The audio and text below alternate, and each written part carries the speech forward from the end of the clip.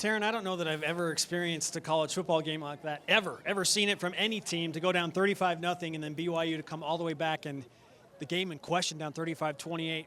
What were your emotions through the course of that game? At first, I will admit that there was a time I got down, and it was hard. You know, they're up 35-0 in the first quarter. And, you know, feelings of Michigan started to set in, and that's when I think, I don't know, me personally, I decided I'm not having that ever happen again to this team.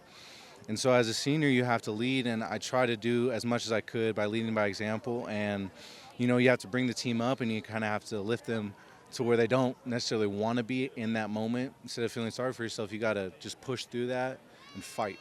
And I feel like that was just the epitome of that game, you know. You saw it down to the wire.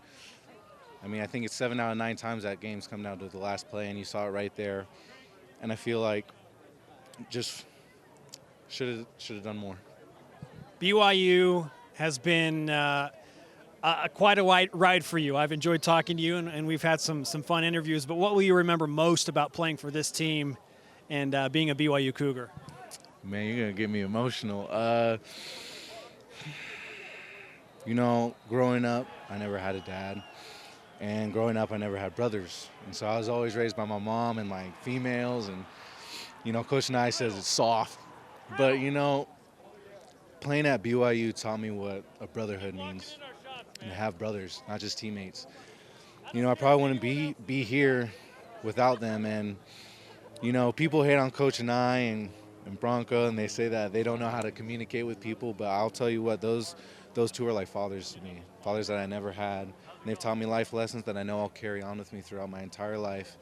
And I feel like, if anything, BYU's made me a better person. And, you know, it's easy to do your own thing, but once I actually bought into the team aspect, it's amazing how much it can change your life. 9-4 this season, some of the highest highs and obviously some disappointing lows like today. What will you take away from the 2015 season? I guess this is why.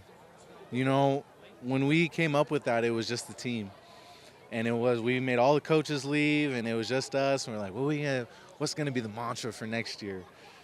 Devon's like, what about this is why? And everybody's like, ooh.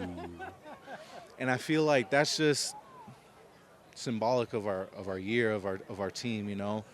Regardless of where the coaches go, I wish them the best. And our fans are great, but sometimes, you know, they leave you. But in the end, the only thing that matters is the guy standing next to you. That teammate, that brother, that person you lean on.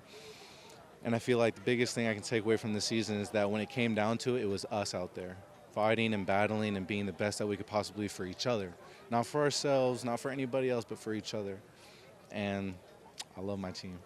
What's your message to the guys coming back next year with a new coach and a new scheme as this program tries to move forward and take the next step? Remember it.